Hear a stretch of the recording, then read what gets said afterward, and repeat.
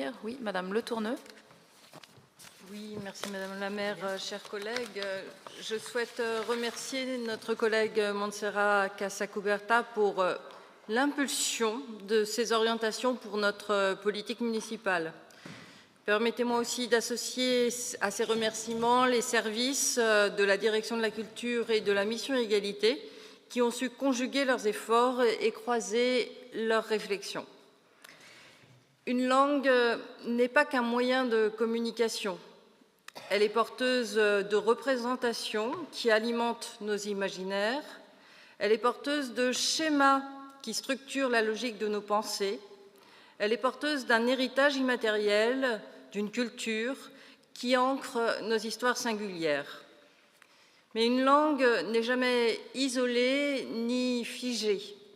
La pratique linguistique est traversée, façonnée par les relations sociales, par l'histoire, notamment les traces des dominations. C'est ainsi que certaines pratiques linguistiques sont minorées, alors que d'autres sont valorisées.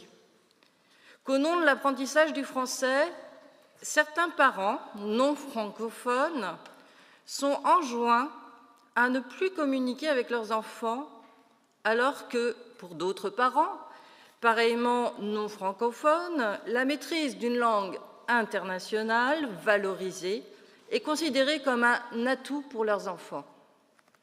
L'importance des langues dans la culture de chacun et de chacune, l'inégale reconnaissance et valorisation des langues parlées, les discriminations liées à un motif linguistique de non-maîtrise du français ou d'accent, la glottophobie,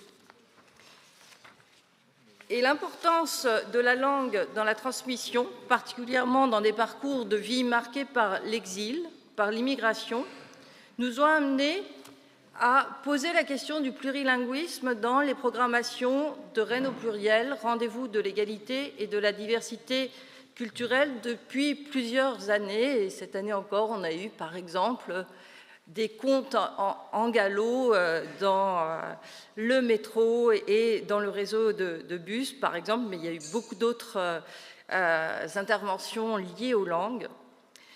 Ces constats nous ont aussi amenés, dans la poursuite des États généraux de l'égalité, à proposer aux Rennais et aux Rennaises des formations gratuites sur le plurilinguisme.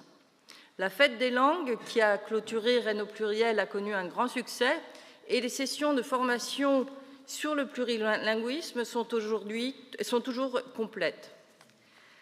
La reconnaissance de l'égale dignité des langues, la garantie d'un droit linguistique à pratiquer, à transmettre ce qui est constitutif d'un ancrage dans une histoire collective est au cœur de nos orientations en matière de plurilinguisme, en cohérence avec la mise en œuvre du plan de lutte contre les discriminations. Dans le contexte français, où le monolinguisme a constitué le symbole et le vecteur de l'unification de la nation, les langues de Bretagne en ont d'ailleurs payé le prix fort, dans une actualité où le mythe de la pureté et la désignation de boucs émissaires sont dangereusement réactivés et banalisés, il nous semble fondamental de promouvoir cette approche du plurilinguisme en matière de politique linguistique. Il ne s'agit plus seulement de préserver et de promouvoir un héritage local, il s'agit de reconnaître avec lucidité et enthousiasme la pluralité culturelle qui caractérise notre société, de combattre les logiques de hiérarchisation et de domination qui nuisent gravement à notre cohésion sociale. Il s'agit, à travers le plurilinguisme, de rendre l'effectivité d'égale dignité de nos concitoyens et concitoyennes, de nous affranchir des visions figées de la société et des identités individuelles. Ces orientations nous engagent et j'ai perdu ma page. Excusez-moi, j'ai pas la troisième page. Non, j'ai la troisième page. Elle est ici. Alors ça, là, ces orientations nous invite et nous engage dans la diffusion d'une culture de l'égalité, dans l'approche du plurilinguisme. Cela nécessitera de la formation, notamment pour les agents et agentes en contact direct et quotidien avec la population.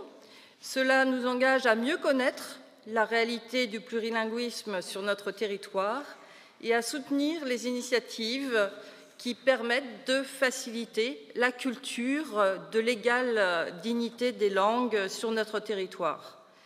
Cette approche, elle est pionnière, soyons-en fiers. Des jalons seront posés, ces orientations sont un point d'appui pour poursuivre dans cette voie et structurer notre démarche qui repose sur l'idée simple que reconnaître et accueillir les singularités est au fondement d'une société harmonieuse, apaisée et démocratique, où le commun se conjugue au pluriel. Excusez-moi.